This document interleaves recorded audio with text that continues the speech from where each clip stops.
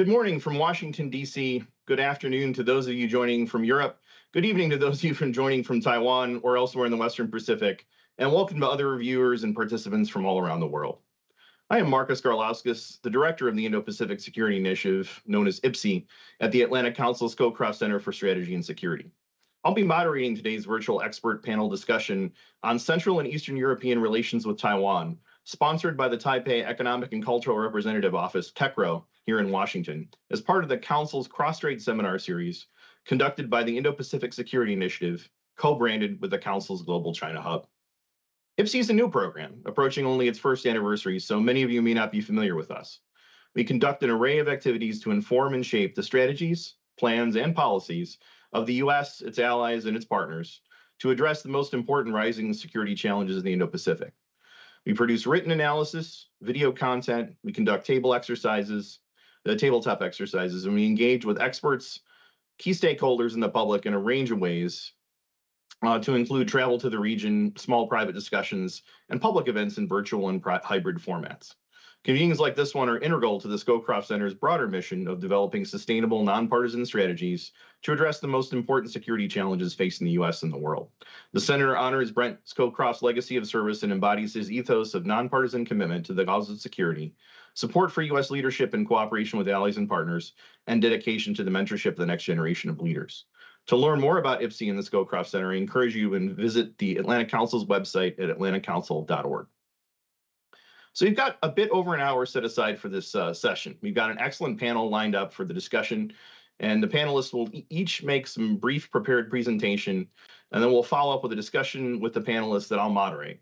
Then after that, we'll go to the virtual audience for some questions. And if you'd like to ask a question, you can enter askac.org into your web browser to reach the online form to ask your question. Now, to briefly introduce the panelists in the order that they'll be presenting, we'll start with Mr. Jakub Janda, who's Czech, but is actually joining us from Taipei, and he's the director of the European Values Center for Security Policy.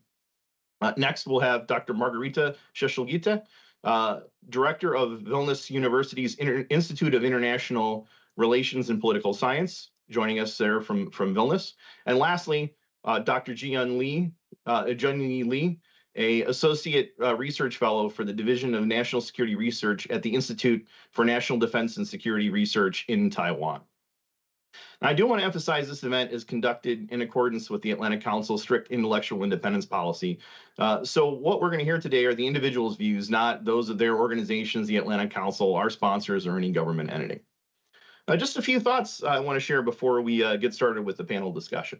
So I've been interested in Eastern and Central European relations with Taiwan for a while now, and I particularly noticed Lithuania's willingness to stand up to pressure from Beijing as it advanced its relationship with Taipei. But I didn't really truly understand the depth, the intensity, and the importance of these relationships until I had an opportunity this last summer to accompany former Lithuanian President Grybauskaitė and Czech diplomat Petr Tuma on our delegation trip to Taiwan. And listening to the former president and to Petr speak to counterparts in Taiwan was really quite enlightening. And I wish you all could have been in the room for those discussions.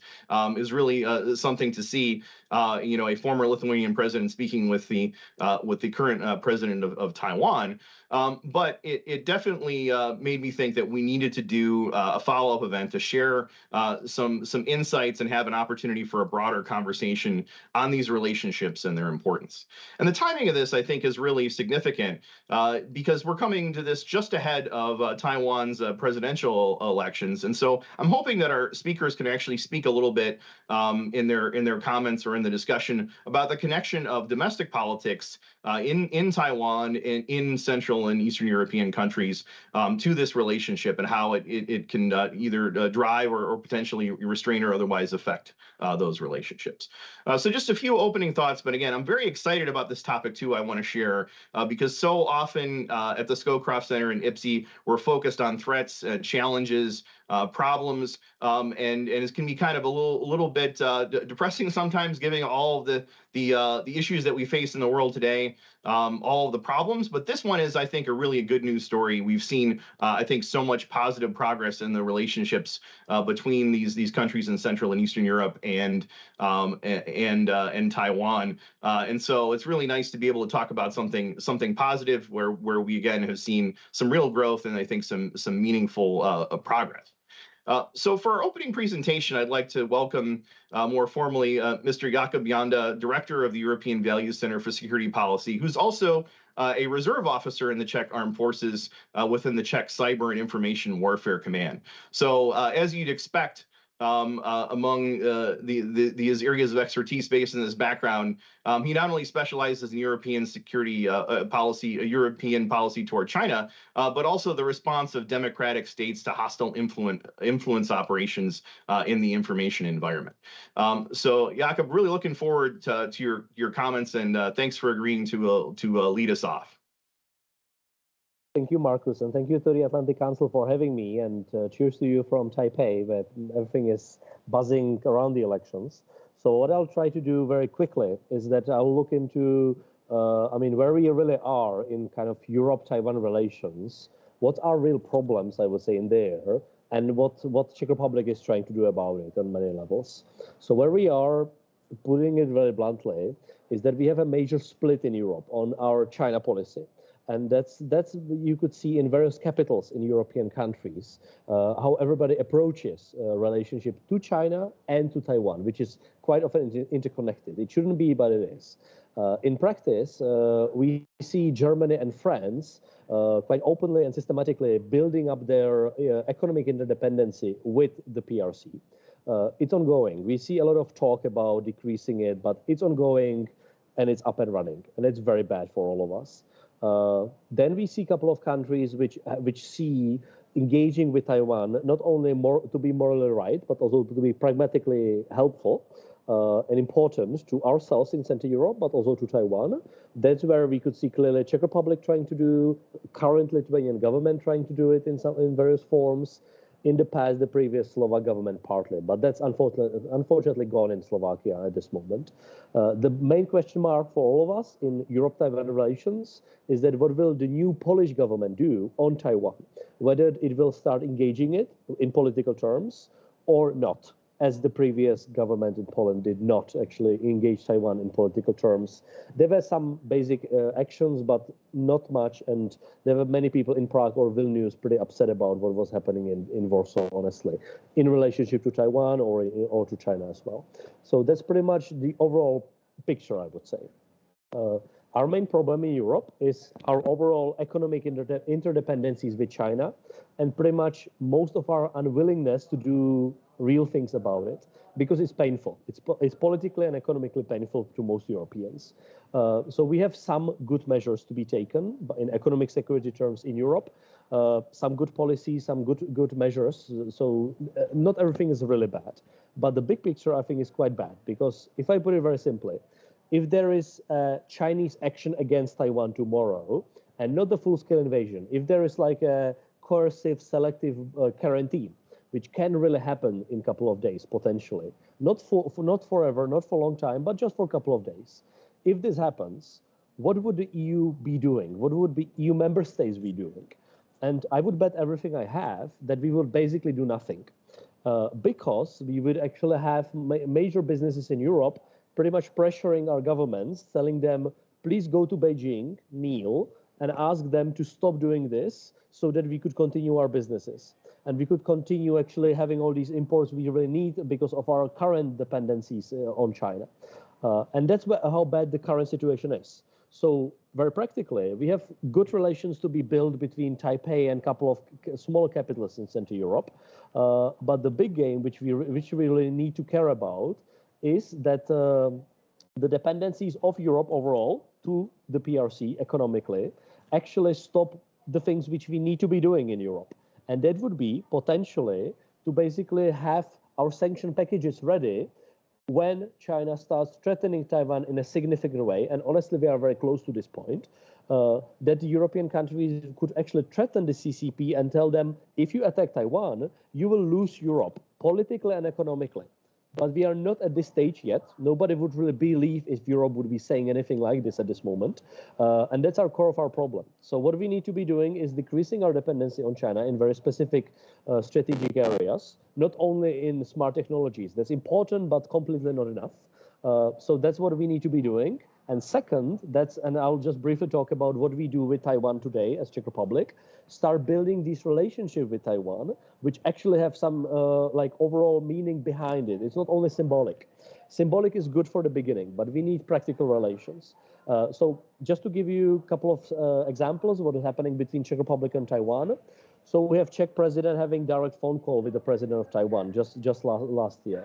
We had Czech government ministers meeting with the ministers of Taiwanese government. We had a public handshake between the foreign minister of Taiwan and the Czech foreign minister. We have both speakers of Czech members of our parliament visiting Taiwan in them we mention now. So we have, for example,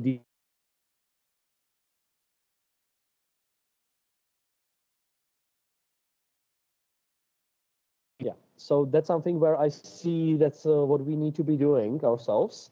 And just to finish up, I believe that a couple of things which Europeans could be doing with Taiwan would be having these security relations, which would be behind the political relations. But we could very practically be arming Taiwan. Taiwan has needs in the defense area, which Europeans could be fulfilling in many areas. We could be delivering drones to Taiwan. We could be delivering civil defense trainings for people in Taiwan, which really need it. We could be even training Taiwanese soldiers in Europe, Taiwanese pilots in Europe. These things could be happening, but we are not doing them because we are too afraid of Chinese economic response. So I will stop here, but this is what I think should be our homework in Europe, because Taiwan really needs our help, and we could learn a lot from Taiwan in a very positive way. So sorry for bad connection in a second. Jakob, thank you very much. And you kind of undermined my positivity going into this by showing that there still is a lot of work to do, and there are definitely some challenges and obstacles. And so I'd like to ask you though, we had our last cross-strait seminar on the economic coercion of the PRC. Particularly, we were focused on the Indo-Pacific, on the coercion of Taiwan and other countries in the Indo-Pacific. We didn't really talk about economic coercion against Europe. And of course, a lot of what you're saying is that threat of economic coercion, how significant it can be in affecting European countries' policies toward Taiwan. And so other than detaching or de-risking, decoupling, whatever term you want to use, economically with the PRC, which as you well know is challenging, are there other ways in which European countries, I just want to clarify, that could either push back against or overcome this sort of Chinese pressure? Because certainly, I don't know if you had a chance to watch our last seminar, it seems like once China actually does execute these coercive actions, in some ways they can backfire, right? In that that sort of coercion generates a response that maybe isn't what Beijing is hoping for, and will often basically cause the targets of the coercion basically to dig in. And of course, Lithuania is probably the best example of a country that has sustained some degree of PRC economic coercion and really risen to the challenge. And then, of course, at the last cross-strait seminar, we used some other examples from the Indo-Pacific, like the South Koreans carrying through with the U.S. THAAD deployment. So I'll leave that there and go to you just to follow up on just a little bit more about how European countries can combat this threat of economic coercion and how they might behave if China does actually execute that coercion. Thanks. Yep. So very practically, it's all about coalition building, but actually having the coalition and doing it. So in practice, for example, we have not really seen a unified allied response to Chinese bullying of Lithuania. We have seen a lot of statements. We have seen a lot of policy measures being developed on anti-coercion mechanism, for example, which is quite good to have. But in practice, our problem is internally in Europe quite often, because if I put it very simply, when the Czech government is considering to sell major weapon systems to Taiwan, their biggest fear is not really China directly, openly, economically attacking us, but it's pretty much German government ministers pressuring Czech government ministers not to do it, because they're afraid German businesses will be put at risk because they are European in China. So that's our main problem. And if you are a 10 million country of Czech Republic, or let's say 3 million country of Lithuania, you really have to listen to what your German colleagues are telling you, because we are all interdependent on each other in Europe, and that's a good thing for us as an EU internal market. But we actually, when one country like Lithuania steps ahead, or Czech Republic sometimes does it as well, we face a lot of internal pressure in the EU not to do it, because there are others, and honestly mainly Germany and France, who really want to go ahead with their business interest in China. So I think it's not that we are good friends, we are one family in Europe. But we need to have these tough conversations privately, not publicly. But these needs to be happening, and we need to have an alliance of countries or a coalition of countries like Czech Republic and Lithuania. But honestly, in this we are pretty much alone in this. We don't have other Central Eastern Europeans pushing for similar political relations with Taiwan outside of Vilnius and Prague at this moment. And we are in this situation for the last 2 or 3 years. So that's one thing. The second thing to respond, we could be doing much more institutionally with the United States. And very practically, for example, when Taiwan thinks about defense sales from Europe to Taiwan, usually those attempts are done bilaterally. So from Czech Republic to Taiwan, for example. But there are ways how to do it through the United States, through foreign military sales program, for example. But the US is not very active in this so far, and we need the US support in this. And for several reasons. One, as a political cover or political umbrella, because anything what Central Europeans do with the United States, with our main NATO ally, that's a great thing to do, and it's a great kind of defensive argument for our governments, also within Europe, to say we are doing it with the US. That makes sense to us because it's within NATO umbrella or NATO political thinking as well. So that's one thing which helps. The other one is that then our companies would not be that scared as they are now, because they are not huge, globally saying. But if there is like a US hand in this, either indirectly or directly, that helps our companies in Europe to actually do it towards Taiwan as well. So some of these projects are up and running now, and that's good thing to do, but it needs to be systematic. So for example, we need the US to keep coming to Central Europe, telling our defense companies, please keep arming Taiwan, we will help you, we will use the NDAA funding to do it with you, but this is not happening at this moment. I mean, for understandable reasons, political sensitivity or our capacity issues with arming Ukraine as well, but this is the way forward to do it through the United States as well, because it provides political cover for smaller countries in Central Europe to work on Taiwan in this way. Jaka, those are some really interesting ideas, and I look forward to hopefully we can talk about that a little bit more when we get into the moderated discussion. But I would like to move on in the initial panel presentations here.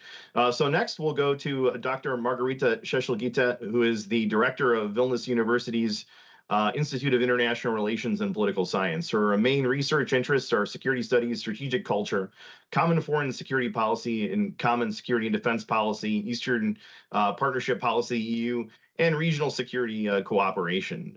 In addition to her impressive career in academia, she's held several positions in the civil service in the Lithuanian government. So Dr. Szeszlgita, over to you. Thank you, Marcus, very much for this opportunity, and thanks Atlantic Council for this opportunity to share my views. Good morning, good afternoon, and good evening, everyone. I'll talk about the Lithuanian perspective of what's happening, but later on probably you'll come up with certain follow-up questions to broaden horizons of what's happening. So Taiwan issue in Lithuanian foreign policy is relatively new subject. It entered the map of Lithuanian foreign politics in 2022 after the new election. In the coalition agreement, there was a notion that Lithuania has to deepen support, strengthen support and deepen relations with Taiwan. And it was not entirely supported by all political parties, not entirely supported by the whole society, but I would say that was the focus of the current leading coalition. And it was growing up, and it was related also to the changing Lithuanian position vis-a-vis China. We withdrawn from 17 plus format. We understood what's happening in China during the COVID-19 pandemics. So this new opportunity to have relations with better relations with Taiwan culminated in the opening of Taiwanese representation in Vilnius, which is very unique. It is the only one in the world carrying the name of Taiwan. And of course, it backfired because China reacted. It downgraded the political representation, recalling the ambassador. Our ambassador has to come back to Lithuania, but also trying to affect us economically. Luckily, Lithuania was not that much interdependent with China. The Lithuanian investment in China at this time was tenfold bigger than Chinese investment in Lithuania. But what China tried to do, it tried to employ undercover activities, under the carpet activities, trying to blackmail our partners in Europe, not to accept Lithuanians as their economic partners and our parts in the chain of production of their companies.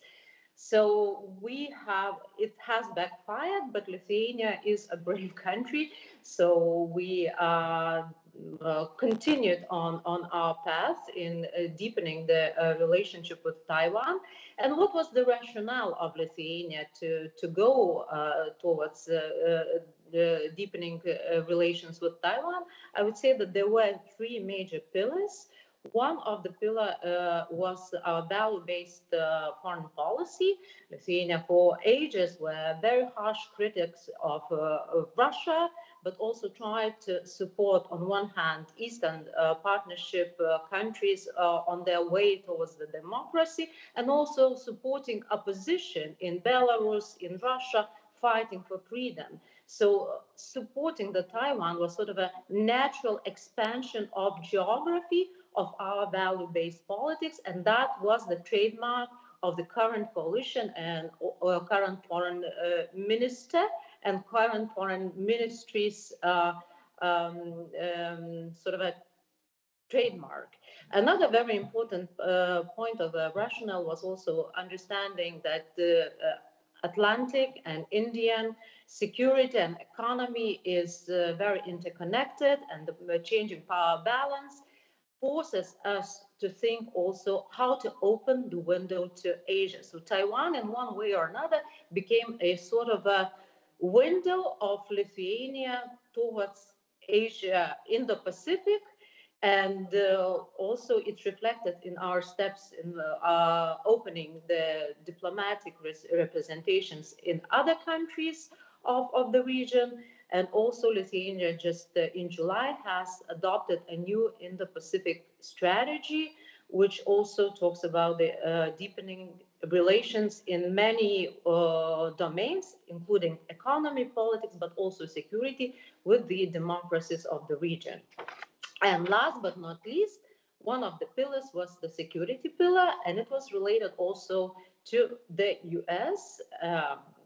We all understand that in the given, in particular, security situation, US military presence in the region is essential for Lithuania and for all the countries in the region. And as US decided to pivot towards Asia, there was an understanding that we have also to do that, to keep better relations with these countries and to keep better relations with the United States. And of course, then the war in Ukraine happened, which served as a catalyst to the decisions which were already made because of the even big understanding that security in Asia, Pacific, and in Atlantic is very much interconnected, but also because of the role that China chose to play in this war, and the realization that China is definitely not on our side, and we have to think of the strategies, how to cooperate with the countries in the Pacific to ensure their common security. Now, 4 years after, almost 4 years after the initial steps towards strengthening relations with Taiwan, where we are, so there were a lot of visits, of the state bureaucrats, but also our Speaker of the Parliament went to Taiwan. The visits were reciprocated just recently in the big conference, which is called Democracy Forum in Vilnius in November. We hosted Taiwanese foreign minister. There were lots of visits of business delegations. The economic relations are also expanding. Company Teltonika just signed the major contract with Taiwanese Institute of the Technologies, which allows the cooperation between Teltonika and Taiwan in participating in the chain of production of the semiconductors. And that's also a very historic, important move for Lithuania and also for Taiwan. And last but not least, it is very important that security cooperation between Taiwan and Lithuania has also very much increased. And we believe that we have to support Taiwan's ability to defend itself by using our own experience and experience from the region that we have in trying to support our resilience, to build up our resilience in fighting vis-a-vis Russia. And Lithuania is very much helping Taiwan and cooperating with Taiwan in conducting particular exercises, in building the resilience on the societal level, but also cooperation in other domains such as cyber defense. And we believe that this is a very big value added of these relations. And last but not least, the future. So the future, there are things to think about, and then there will be several factors which might have certain impact on how these relations will evolve in the future. The first one is the elections in Taiwan, of course. We hope that the current path of Taiwan will continue, but there might be changes on how big is support of Taiwan's cooperation with Lithuania and other Central and Eastern European countries after the election. We have elections in Lithuania, and as I mentioned before, that cooperation with Taiwan, strengthening cooperation with Taiwan is a trademark of a current government. So it depends what's going to happen later on after the elections. Will it continue or will it not? Again, sorry for that. Sorry for this. Can you hear me?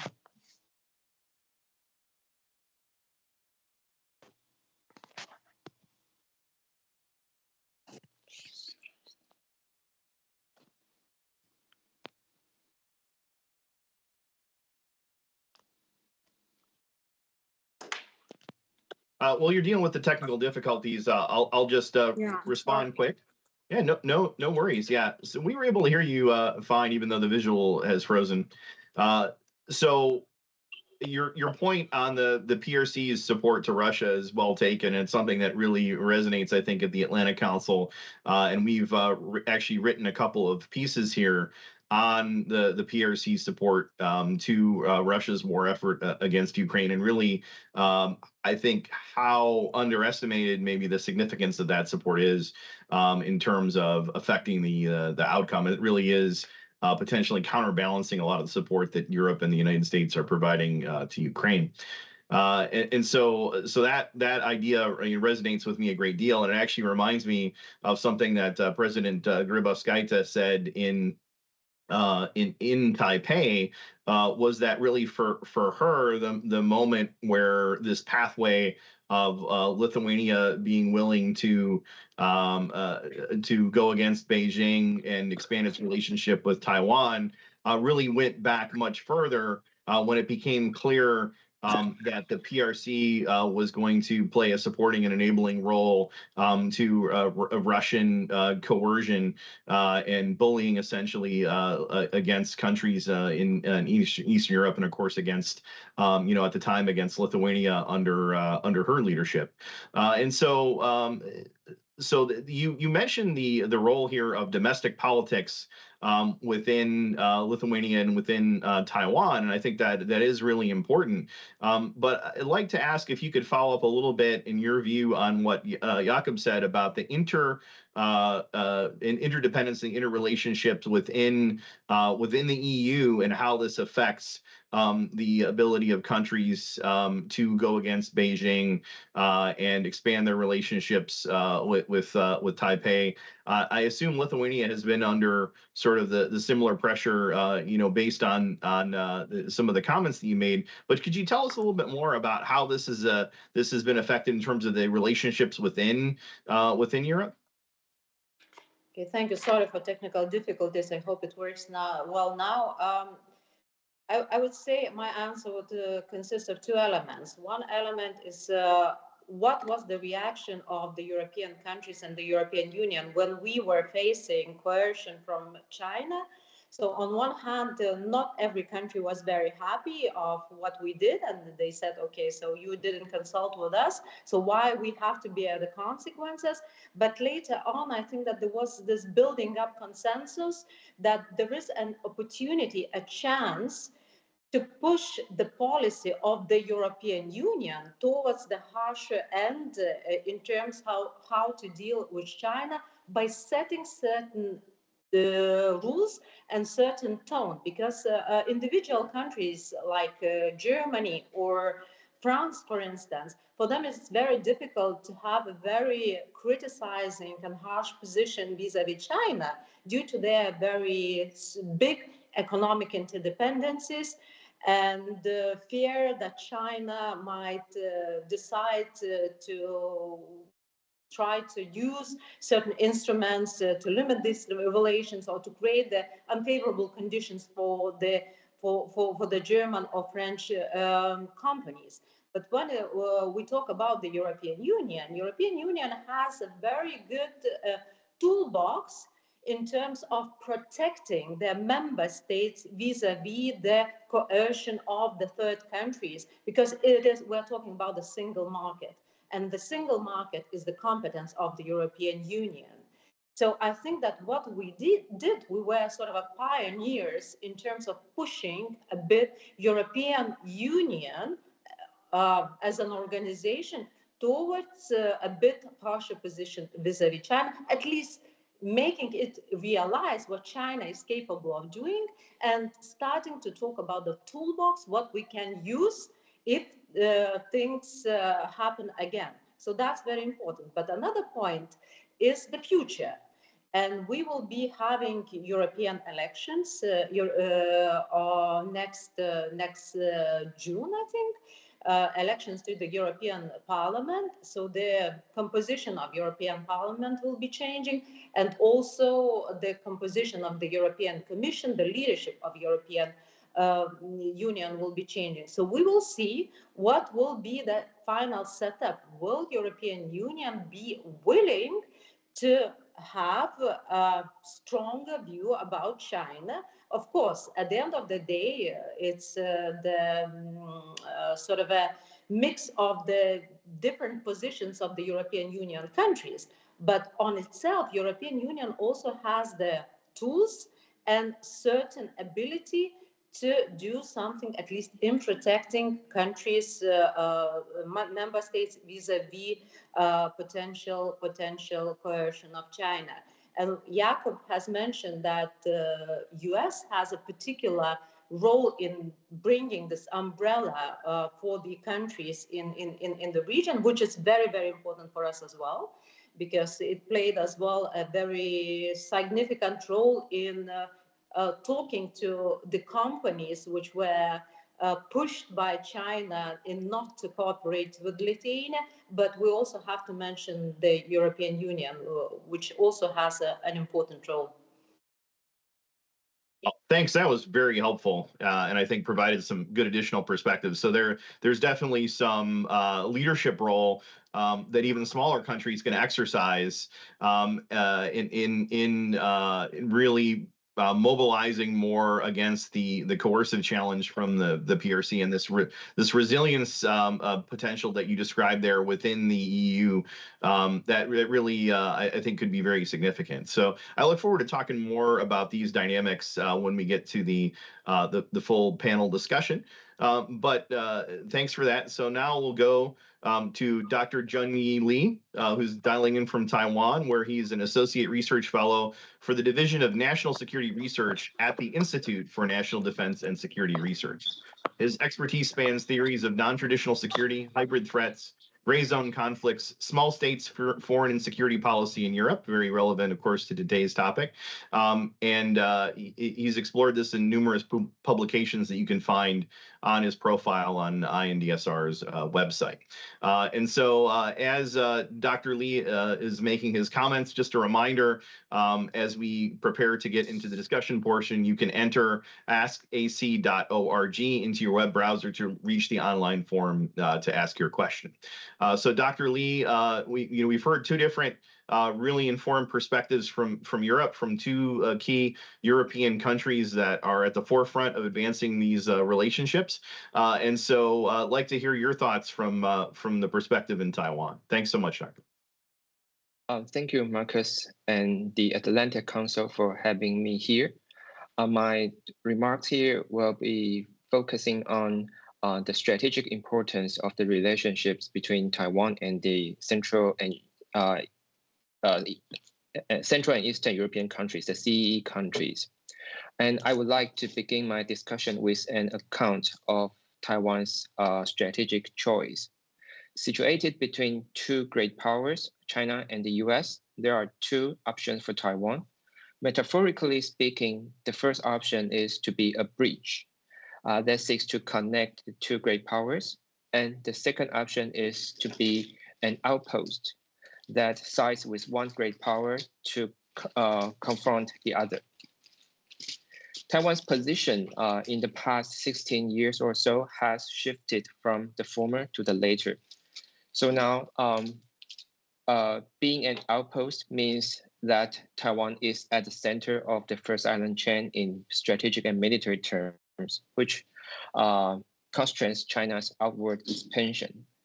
In political terms, it also means that Taiwan is defending democratic values and is therefore a litmus test of the rules-based international order. For if peace and stability in the Taiwan Strait is undermined by Chinese economic coercion, disinformation, influence campaign, among others, then it will have detrimental impacts on other regional hotspots and beyond. But being an outpost is dangerous and faces many uncertainties, given the constant presence of the mighty and hostile big neighbor, that is China. So I think it is therefore important for us to know that there are countries adopting the same strategy and that they can still thrive in a challenging geopolitical environment. So here comes the importance of the CEE countries to Taiwan. Their adoption of a value-based foreign policy, their long-term warning of the threats posed by the authoritarian regime in Moscow to democracies, and their support for Taiwan despite Chinese opposition and coercion, among others, are very encouraging and deeply appreciated in Taiwan. So when Lithuania was under China's economic coercion, some ordinary Taiwanese people complained on the internet that they couldn't find Lithuanian beers in the supermarkets because those beers were sold out very soon. So the importance of Taiwan's relations with the CEE countries also lies in the fact that being an outpost, one small country can make a change. I once heard from a Czech senator arguing that while the Czech Republic adheres to the one China policy, The policy in itself doesn't say anything about prohibiting Czech politicians from visiting Taiwan or engaging more with Taiwan. In recent years, there are several high-level exchanges between Taiwan and the Czech Republic or Taiwan and Lithuanian. These in themselves are beneficial to both sides as we come to identify more opportunities and areas for cooperation. In security area, for instance, we are keen to learn from Lithuania about their experiences in total defense. Moreover, the closer relationships between Taipei and the CE countries also opened thinking space and had a demonstrative effect. Nowadays, it is hardly a taboo for some European politicians or ministers to visit Taiwan. So third and finally, I think the CE is forming a closer relationship with Taiwan and standing up to China also sends a message to China that overreaction is counterproductive. It has been observed that the consequences for the Czech Republic of standing up to China have so far been negligible, despite initial sound and fury from Beijing. Of course, Taiwan and the CE countries remain small states and are constrained by limited resources and agency.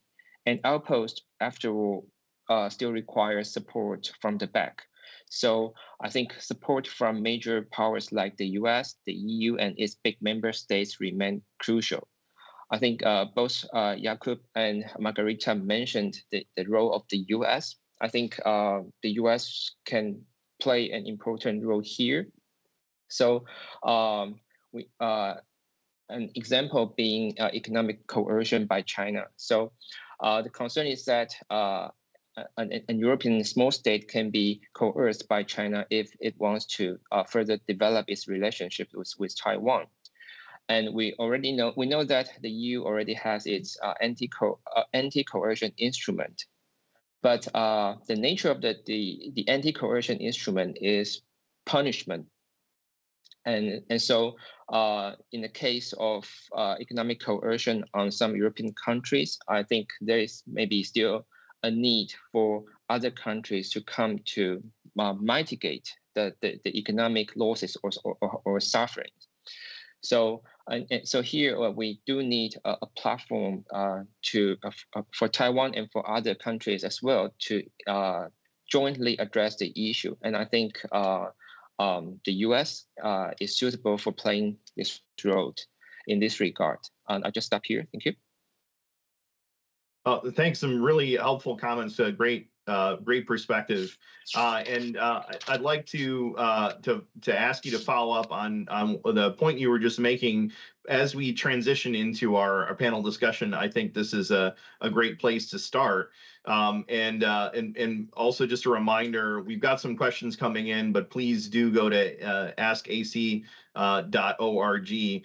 if you'd like to ask a question, because I certainly want to take some questions from the audience. Before we do that, Dr. Lee, if you could say a little bit more, anything specific about what you think the U.S. should be doing to help promote, capitalize, and capitalize on and protect these relationships, because I think all the speakers a little bit have touched on the role of the U.S., but I think particularly it'd be interesting to hear more from your perspective there in Taiwan. Thanks. I think there are a couple of things the U.S. can do to help promote these relationships. And the first, I think, of course, political support is always the key issue. So with the strategic competition with China ongoing and Taiwan obviously being a crucial issue, it is in the U.S. interest to have more European countries to support Taiwan. And we would like to see this policy stance to continue. And second, I think the U.S. can play a coordinating role to develop a cross-country platform to address common issues. I already mentioned the economic coercion issue. I think, as a matter of fact, under the U.S. government's encouragement, the Taiwanese government is thinking about, is reviewing its own internal decision-making process to take stock of what Taiwan can do in the case of a third European country being coerced by China economically, and we would like to bring this the lessons we learned in our internal process and share our lessons and experiences with the U.S. and others, and with the hope that this can form some basis for other countries to join, or for Taiwan to join some international collaboration. And I think in a more strategic sense, the U.S. can also play a role of developing the so-called cross-domain deterrence.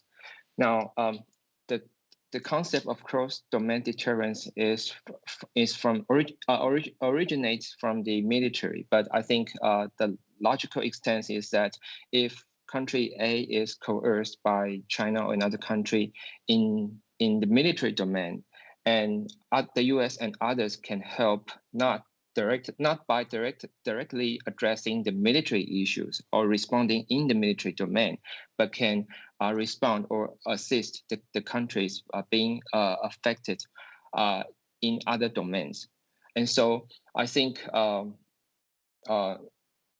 in terms of Taiwan and the Central and Eastern European countries' relations, Taiwan can be used as a useful card to play. That is, if there is some bilateral problems with China, if there is Chinese disinformation, or if some Chinese espionage in the European countries, in a European country, then developing or furthering relations with Taiwan can be a strategy for the European countries. And of course, the U.S., as both Jakub and Margarita mentioned, the U.S. support can function as an umbrella, and so this can encourage other countries to stand up against the Chinese pressure. Dr. Lee, thank you very much. That was a very, very helpful perspective, and I think some food for thought. So thinking about our transition now to a broader panel discussion, I've been looking through the questions and comments that have been coming in here from our virtual audience. And there's one theme with several questions from some quarters here, is a lot of it relates to the domestic political environments that I alluded to actually a little bit in my opening comments in Lithuania, in the Czech Republic, and in Taiwan, and how they could affect these relations going forward. And so I'll tailor these questions a little bit to each of the panelists. And so first, I'd like to go back to Jakub and ask one of the questions that came in of how does the general public in the Czech Republic feel about prioritizing growing relations with Taiwan? And is there a broader understanding in the domestic political environment in the Czech Republic about the implications of these relations with Taiwan? And then I'll ask Margarita a similar question, and then Dr. Lee, your thoughts. We'll go to you last in terms of how the elections could affect in Taiwan could affect these relationships. And then similarly, of course, Margarita too, on the upcoming Lithuanian elections, a little bit more about your thoughts of how this could affect policy, how durable this policy may be. But first, let's go to Jakub, and again, the question being, how does the general public feel about prioritizing growing relations with Taiwan, and is there a broader understanding of the implications of these relations? Thanks.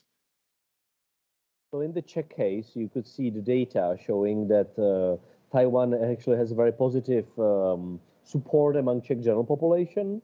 I would not overestimate the understanding of the general population of the Taiwan issue in general, but overall Taiwan is very much liked on the cultural and societal level.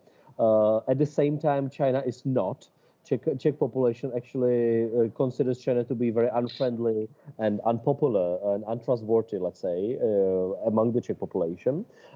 It also, I think there are two key reasons for it. One, I mean, three key reasons. One, China has been very hostile to us, very openly, very hostile, very much blackmailing Czech Republic in recent years.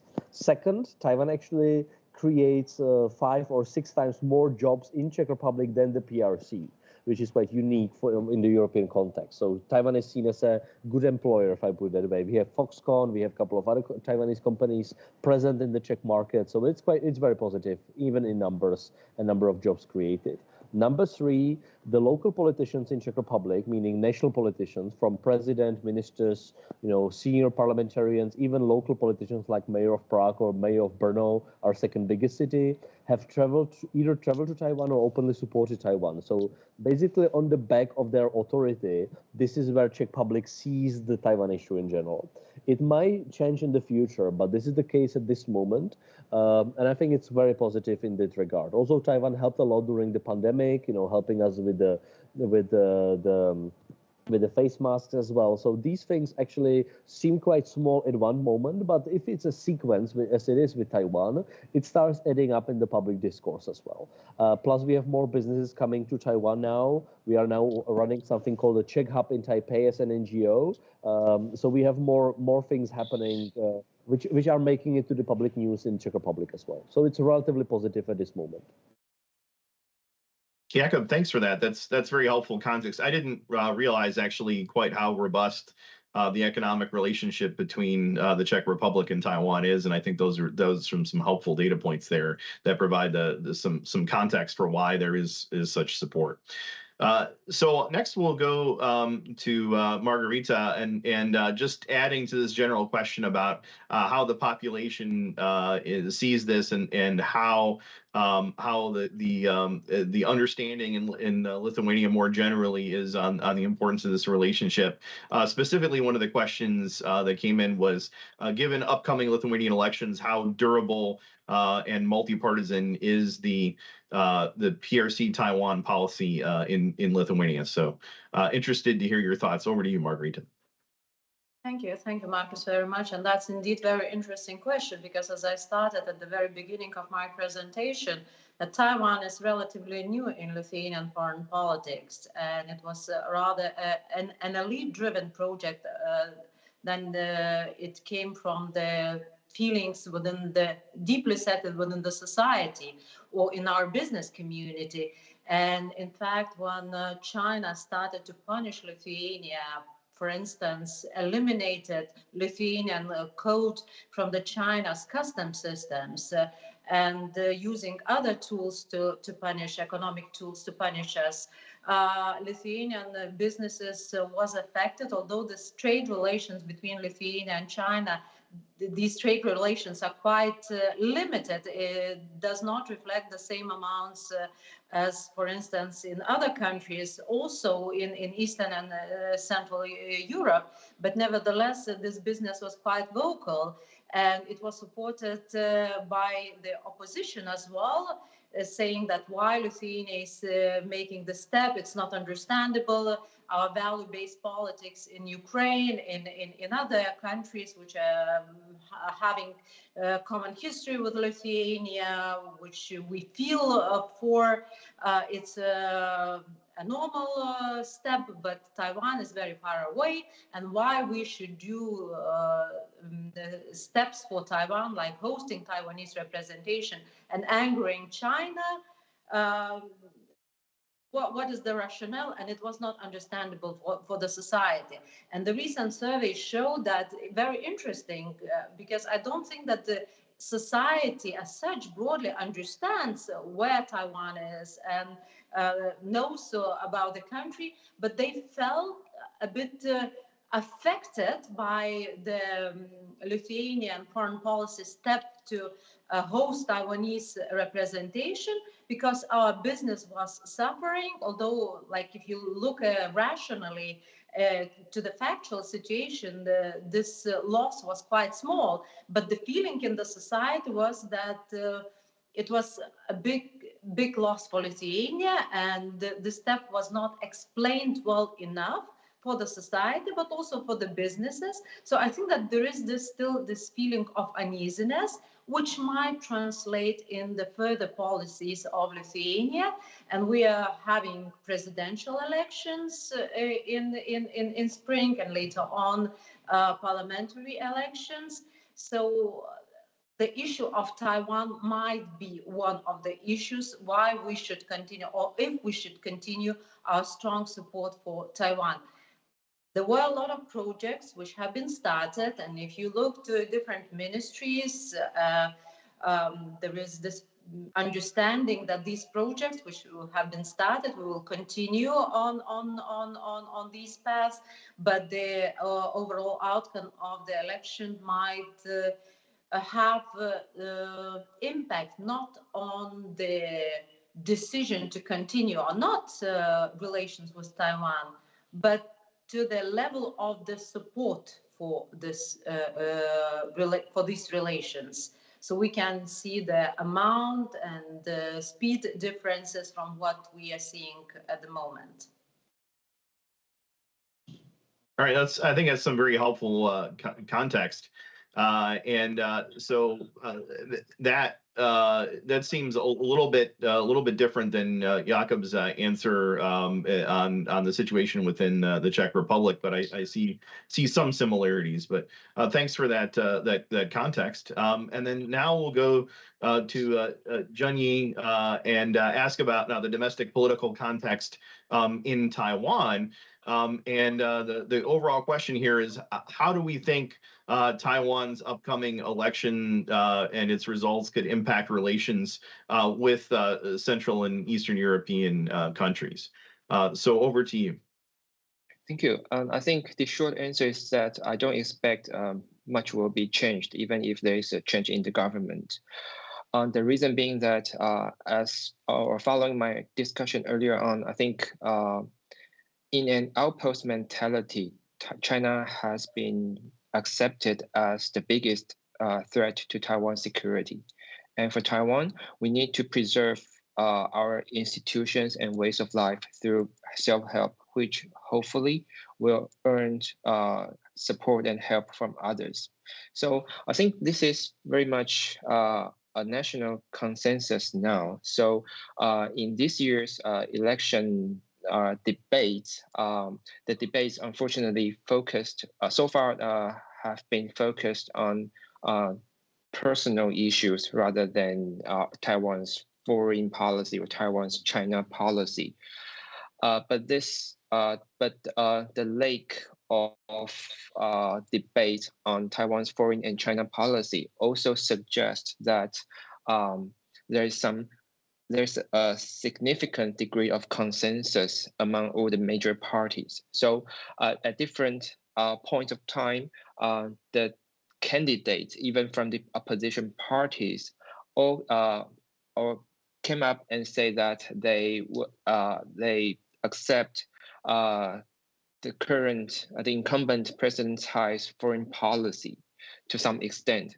So basically, all the three political parties and all the three candidates accept that China is a threat, and we need to secure our relations with the U.S. and we need to engage and improve our self-defense. And what follows is that a logical extension is that we still need international support. So I think any government in Taiwan will appreciate closer relationships with the CEE countries and others. And the difference among them, among the main political parties, is a matter of degree with which the resources are invested. So I think there is a general political will to maintain and even improve the bilateral relations between Taiwan and Czech Republic or Taiwan and Lithuania. But having said that, I think for this kind of bilateral relationships to last long, to endure, some successful stories are required. as I think as Margarita implied. So Taiwan has signed several MOUs with both countries, and I think some concrete results will help keep the momentum on, and is the important thing Taiwan's next government should focus on. Thank you very much. That was helpful context as well. So in general, although there could be some shifts based on domestic political developments, what I'm getting out of the speakers is there's a degree of resilience. And I think, Junyi, to your point, it sounds like as this gets more sort of institutionalized and normalized, then it will be increasingly resilient to political changes in the involved countries. So I think that's a really helpful context. And so we've got about 15 minutes left in the session, and I do want to try and get to more of the questions from the audience. And we have had a pleasantly surprising number of questions come in, many of them overlapping with some of the things that I've been thinking about. And so one of the things that came up in the discussion several times was the connection between the ongoing Russian aggression against Ukraine and in general, the connection between the Russia-China relationship and how it relates to these relationships essentially as a counterpoint, in some ways, maybe even driven by that relationship. And so one of the questions that came in actually relates to this in some ways. And the question is, what can you say about how Chinese propaganda attacks on Taiwan? And is there anything in common between the Chinese propaganda, the information approach toward Taiwan, and Russia's towards Ukraine? And this comes from Danila Gaperovich from the Voice of America. And so we'll go back to Jakub first, because I know this is an area actually you specialize in professionally. And so any thoughts on the similarity or the connection between the two? Go ahead, Jakub. There are many connections, many similarities. I mean, if I put it in a very simplified way, the level or barrage of Russian influence and disinformation which the Baltic countries are facing is quite similar to what Taiwan is facing. The tools are relatively similar, let's say. Obviously, different languages, different tactics sometimes, but the tools are quite similar. The scope of it is quite similar as well. I would just point out one thing which has been very relevant strategically in Taiwan, and that is that the main lesson which the PRC wants Taiwanese people to feel about the current Russian war in Ukraine is that the United States will not come to help. And that's something what has been very significant messaging from the Chinese point of view towards the Taiwanese population, telling them, look to Ukraine, the United States, or even the closest Europeans, the closest European countries will not come to support or help Ukraine, in very practical terms, sending their military, their soldiers to fight on the ground in Ukraine, in support of Ukraine. They will only be sending some of the weapons, some of the material, but they will let you die alone. This has been kind of part of the Chinese messaging towards Taiwan. It has also informed much of the U.S. government's decision-making in I would say, crossing the line on strategic ambiguity. That's why you have seen President Biden, but also other U.S. government and U.S. military officials telling to some parts of Taiwanese institutions or public as well, that the United States really have the Taiwanese back. They will actually really come to Taiwanese defense. I mean, obviously not admitting it, not to break the usual policies of the United States government officially, but in practice, this has been a major scare among the U.S. policymakers, seeing the drop in the public trust of the Taiwanese population towards the potential U.S. military support. And the drop has been even measured by public polling in Taiwan. It has dropped significantly in dozens of percentage points. So there has been a lot of scare on the side of the U.S. in this, trying to really reinforce the trust in Taiwan that the United States would be coming to help Taiwan.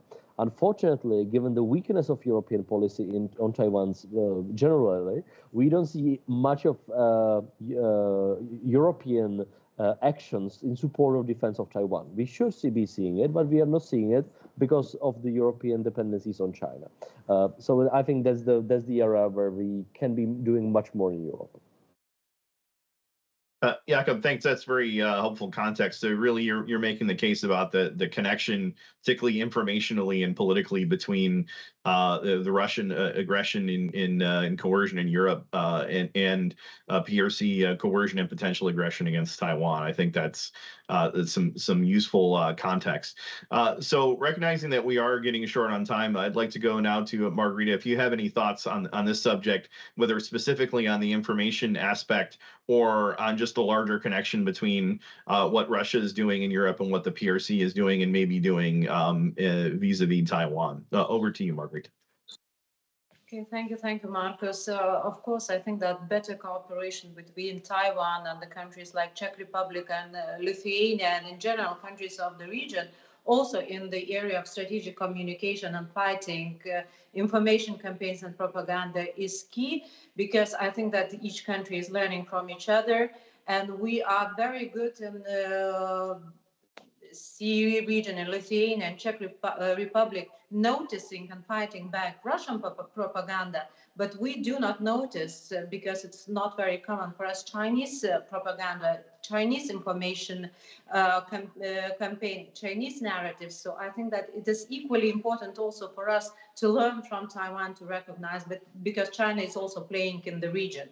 And that's the fact that we have to admit. It's not only Russia that is playing in the region, and is in particular in cyber and information domains, but also China is playing in the region. And also another very important point to consider and take into account is that China is looking at war in Ukraine as a laboratory and trying to take the lessons learned, what's happening, how Ukraine is reacting, what weapon systems are used, but also how we in the West are reacting to lots of issues, and what messages we are sending to Ukraine. So, and what messages we might be sending for Taiwan. And unfortunately, Taiwan is in the worst position in that sense that Taiwan probably has the support of the United States, unless China, although China is trying to prove contrary. But Taiwan doesn't have the support of the European countries, contrary to Ukraine. So that is a major issue that also has to be considered. And I think it's also very important for Taiwan to cooperate more, to work more with these countries in trying to change their position and probably make this position more favorable for Taiwan.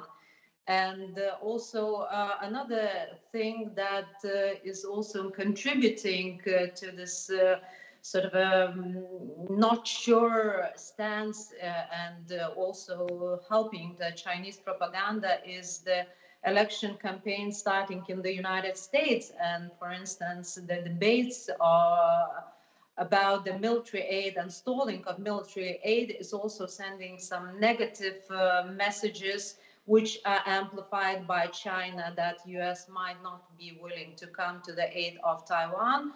And Ukraine now is suffering because of the lack of the military aid.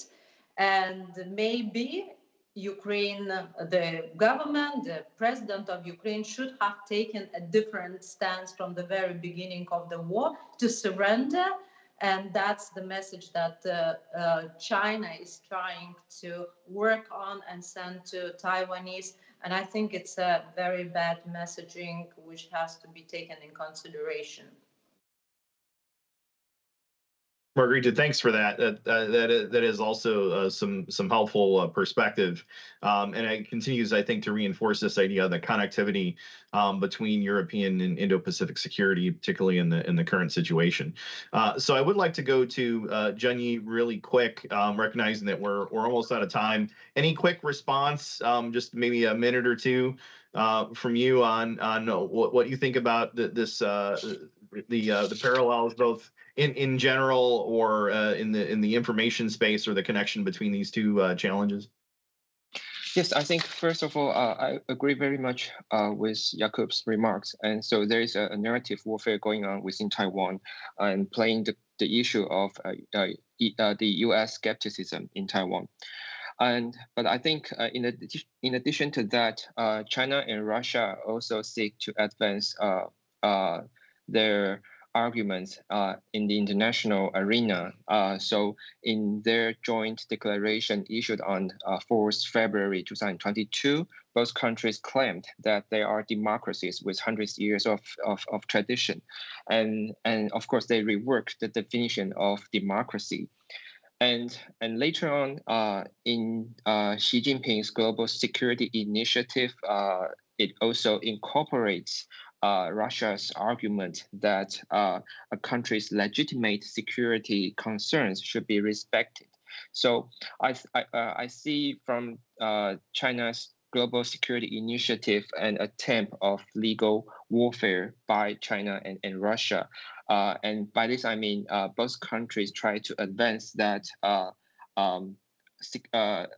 safeguarding one country's sovereignty and territorial integrity, as well as safeguarding its legitimate security concerns, constitute legitimate cause for using for the use of force.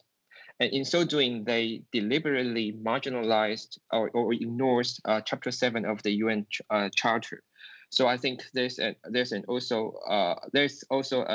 a legal warfare going on. And finally, I think the Chinese government rejects any comparison between the war in Ukraine and Taiwan-China relations. But in the Chinese scholars' writings, they see not only Russia's invasion of Ukraine as an instance of hybrid warfare, they also see the Western responses to the war as an instance of hybrid warfare. That is, the U.S. and the European countries support Ukraine with intelligence and military weaponries. They marginalize, they put economic sanctions on Russia, and they marginalize Russia's media in the international arena. So their conclusion is that the hybrid warfare will be the form of future war. And I think this has huge implications for us, for all of us. But I think time is up here.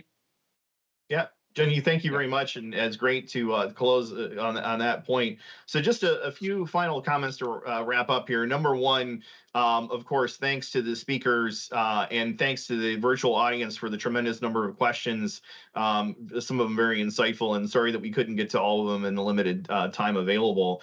So just to recap, I think everyone who's watched this has probably learned something, but just a few things that I wanted to highlight. One is the importance of the push-pull going on within the EU in relation to these relationships, and the fact that Lithuania and the Czech Republic on one hand are constrained by their partners in the EU to some degree about how far they can go with these relationships, but also they're exercising a very important leadership role of getting European countries to think more seriously about and react to Chinese coercion and particularly the potential for PRC aggression against Taiwan. Another element that really comes across from this discussion is the importance of the role of the United States. And I won't go through all of them because of the limited time, but I thought we had some pretty good examples and some specific discussions on things the United States could do to help promote these relationships and how they are important, not just to Taiwan, not just to Europe, but also to U.S. Security interests in Europe and in the Indo-Pacific. And we talked a little bit about the domestic political factors, and I came away from this with a certain degree of optimism about the resilience of these relationships and how they can advance and be institutionalized, even though they will face potentially some domestic political headwinds depending on how the situations develop. But overall, the trend is going to be across the political spectrum going forward, that these relationships are going to advance.